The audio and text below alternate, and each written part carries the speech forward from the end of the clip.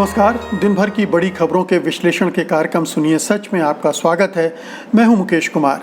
दोस्तों, अगर आप गोदी मीडिया को नापसंद करते हैं और चाहते हैं कि इसका कोई विकल्प खड़ा हो, तो आपको स्वतंत्र पत्रकारिता के साथ आना चाहिए, उसकी ताकत बनना चाहिए।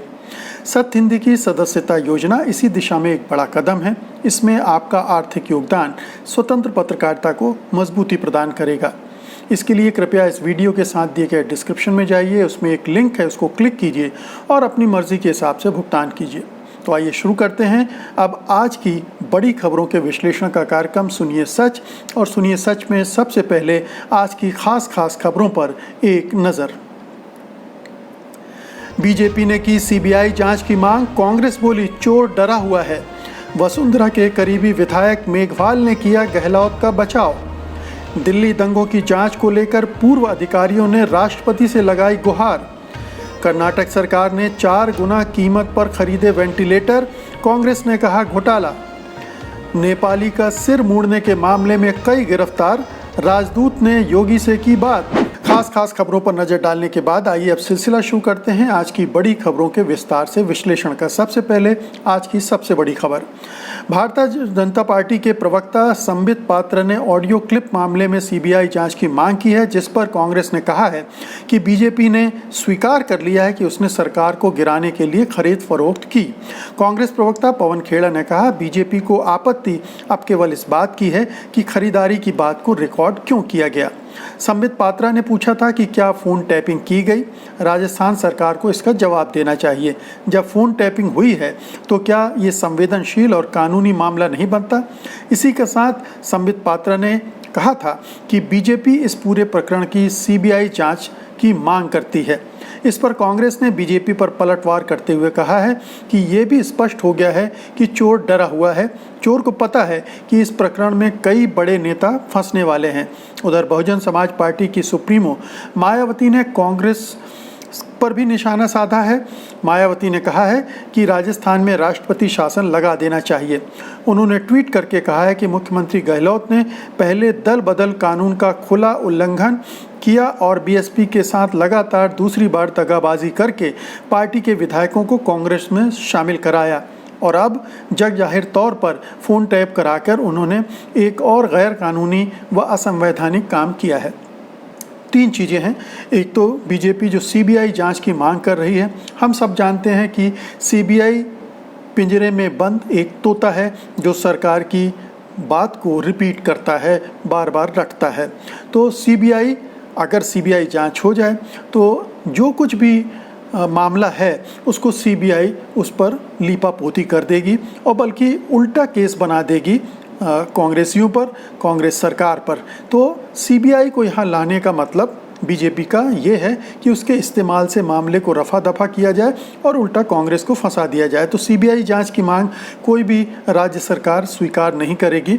और ये भी उनकी बात से साबित हो रहा है कि इन टेप से बीजेपी के अंदर हलचल है, बीजेपी के अंदर थोड़ा घबराहट भी है और इसीलिए कांग्रेस इतनी आक्रामक है, हमलावर है। उसको पूरा भरोसा है कि ये टेप सही है। हालांकि उसने निश्चित रूप से टैपिंग करके एक गलत काम किया है, ये गैर कानूनी है। अगर इसके लिए जो प्रोसीजर है, जो प्रक्रिया है, उसका पालन नहीं किया गया होगा तो आमतौर पर इसका पालन नहीं किया जाता है। ये रिकॉर्ड कर ली जाती हैं और फिर बाद में इनका इस्तेमाल किया जाता है। ज़्यादातर सरकारें करती हैं, केंद्र सरकार तो भरपूर तौर पे करती है, किया भी है उसने। तो ये मामला एक तो ये है। दूसरा है वह जो बहन मायावती जी फरमा रही हैं कि कांग्रेस सरकार को बर्खास्त कर देना चाहिए। ये दरअसल बीजेपी की भाषा बोल रही हैं। उनका कष्ट सही है, उनका दुख सही है, क्योंकि गहलोत सरकार ने उनके पूरे 6 के 6 विधायकों को हड़प लिया था, उनको अपनी पार्टी में मिला लिया था। पूरी की पूरी जो विधायक दल था वहाँ वो कांग्रेस के साथ आ गया था।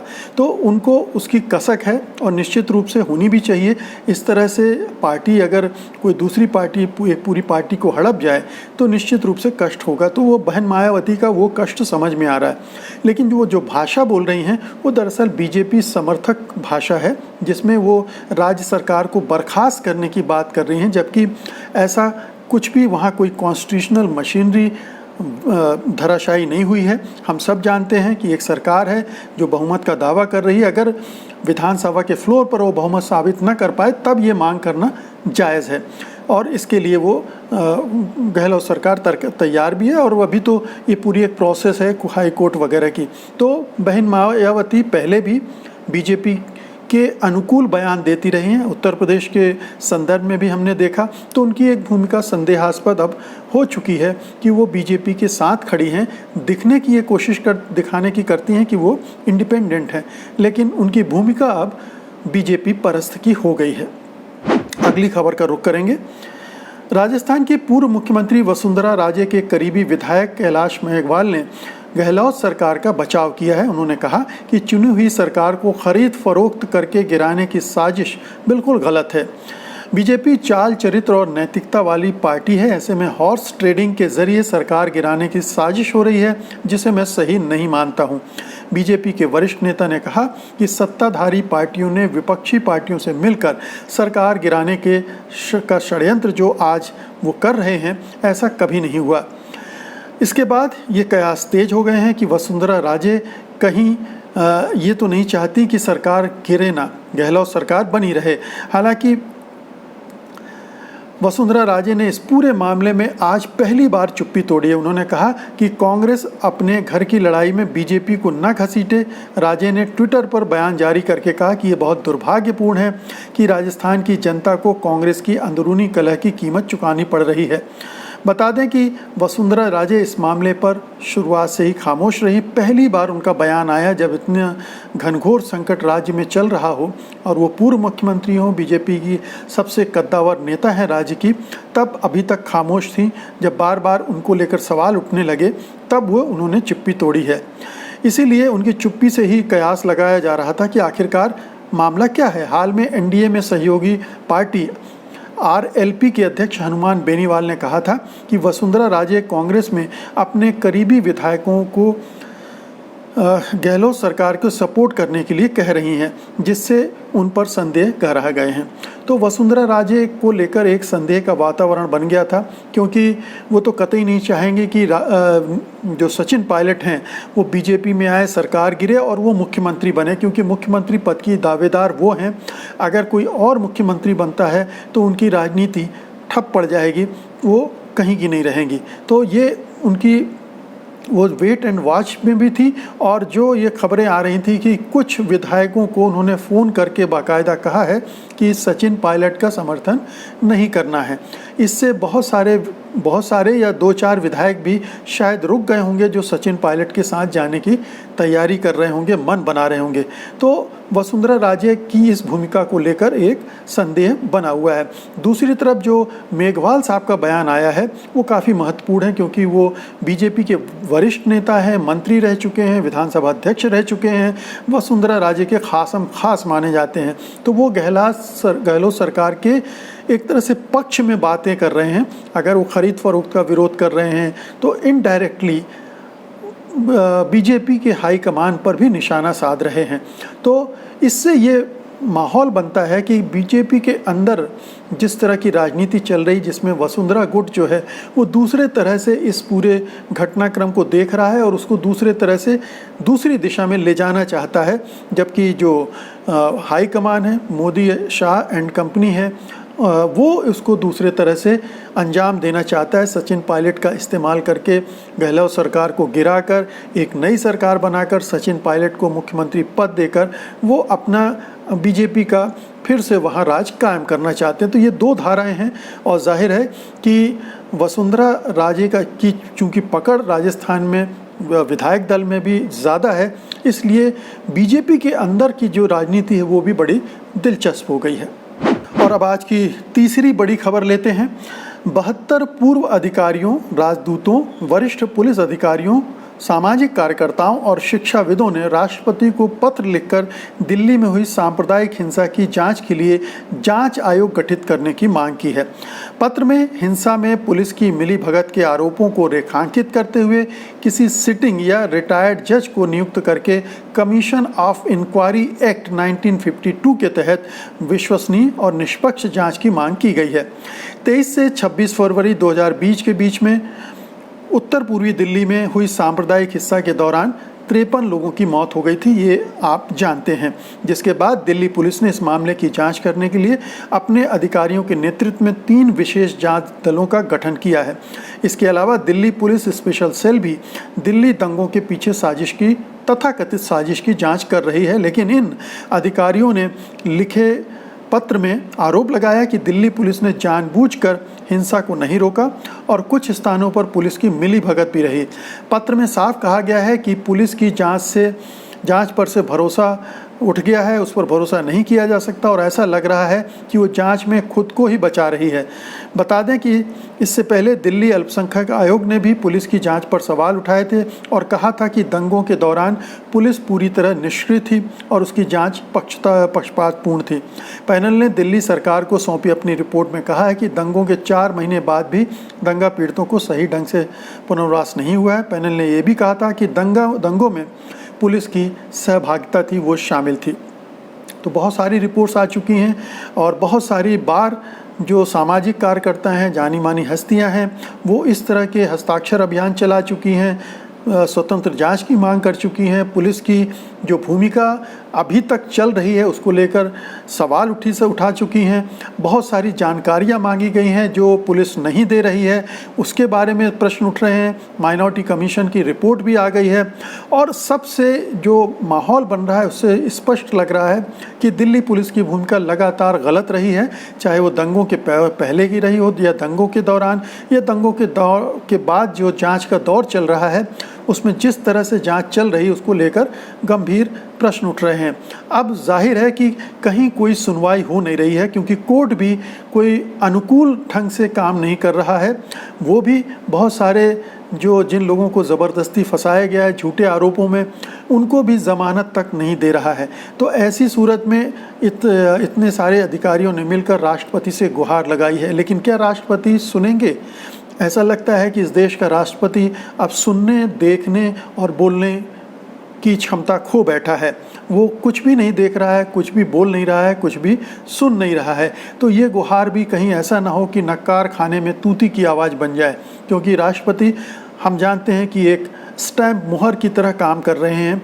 वो सरकार के इशारों पर चलते हैं, सरकार से इतर रास्ता कोई अपनाते नहीं है, आज तक उन्होंने नहीं किया, जबकि ऐसी कई मिसालें हैं, पहले कई राष्ट्रपतियों ने ऐसा किया है।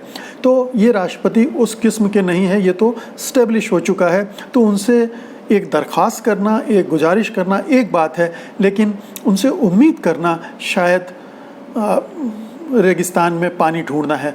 तो कुल मिलाकर ऐसा लग रहा है, लेकिन ये ज़रूर है कि लोकतंत्र में हर जो भी दरवाज़ा है उसको खटखटाया जाना चाहिए न्याय के लिए, और एक दरवाज़ा राष्ट्रपति का भी है। तो इन अधिकारियों ने, इन सामाजिक कार्यकर्ताओं ने, जाने माने लोगों ने जो जांच की मांग की है उस पर गंभीरतापूर्वक विचार किया जाना चाहिए और एक निष्पक्ष जांच होनी चाहिए जिस पर किसी को संदेह न हो।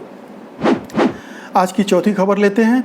कर्नाटक प्रदेश कांग्रेस अध्यक्ष डीके शिव कुमार ने शनिवार को भाजपा सरकार पर वेंटिलेटर खरीद में घोटाले का आरोप लगाते हुए कहा कि सरकार को इसका जवाब देना होगा।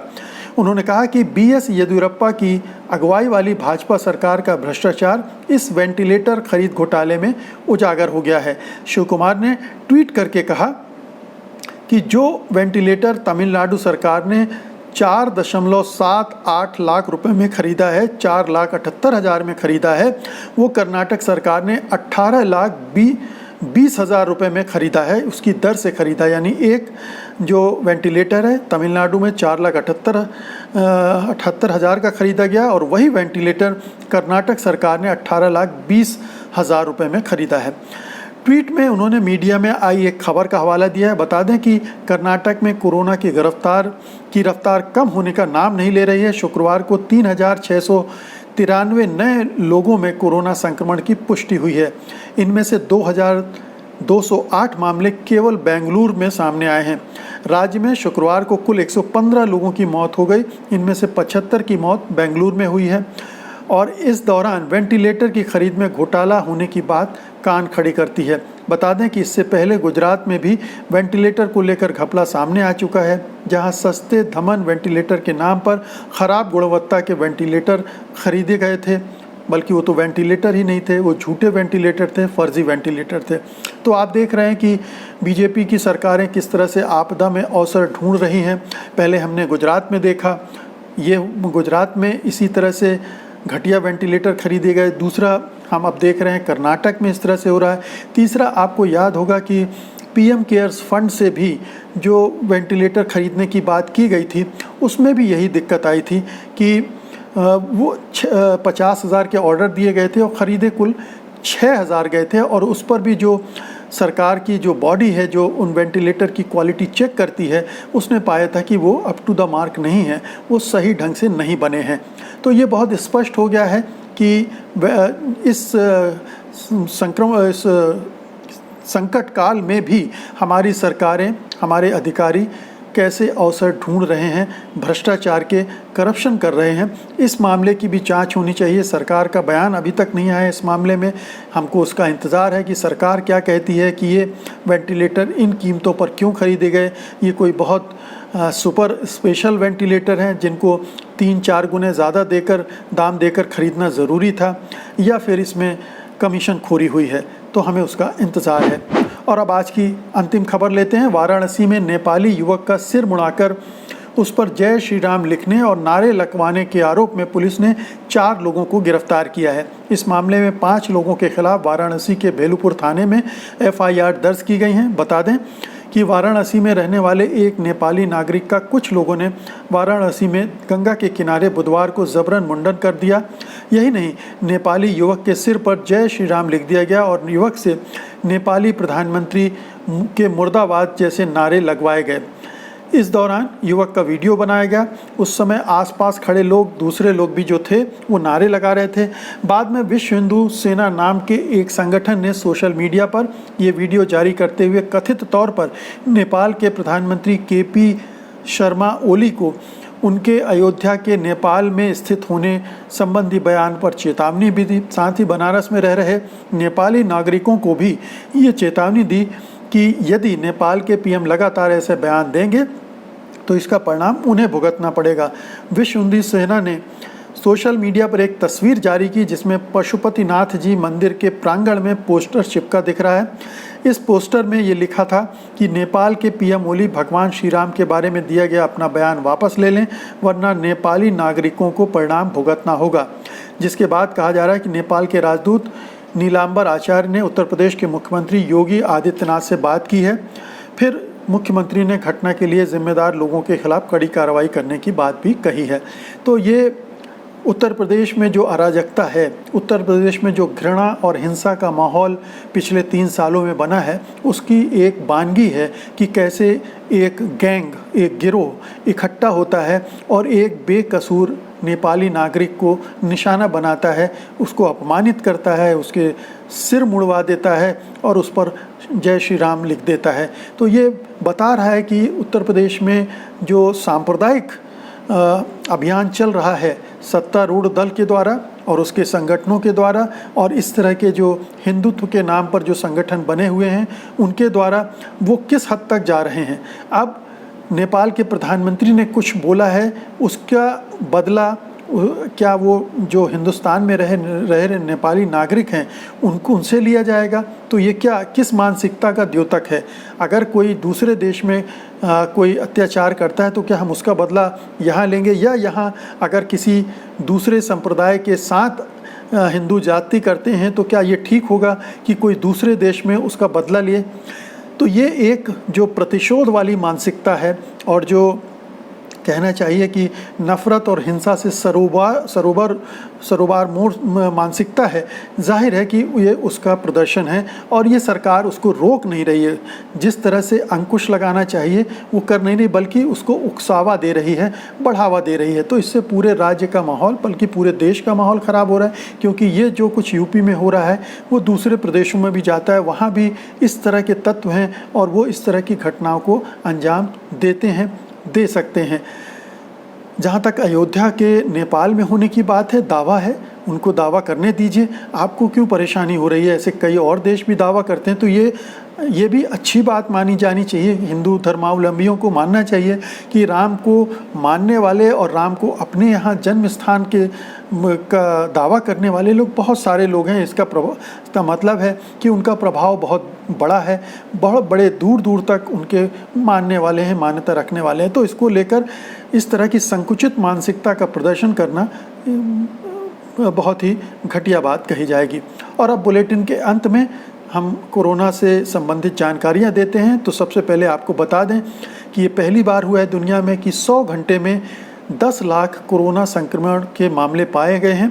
बीते 100 घंटों में दुनिया में ऐसा पहली बार हुआ है। बता दें कि चीन में पहला संक्रमित व्यक्ति पाए जाने के बाद 10 लाख मामले होने में 3 महीने लगे थे, लेकिन अब 13 जुलाई से अगले 4 दिनों में ही 10 लाख मामले सामने आ गए हैं। ये कोरोना वायरस के फैलने को तेज़ी को दिखला रहा है कि पूरी दुनिया में किस रफ्तार से फैल रहा है।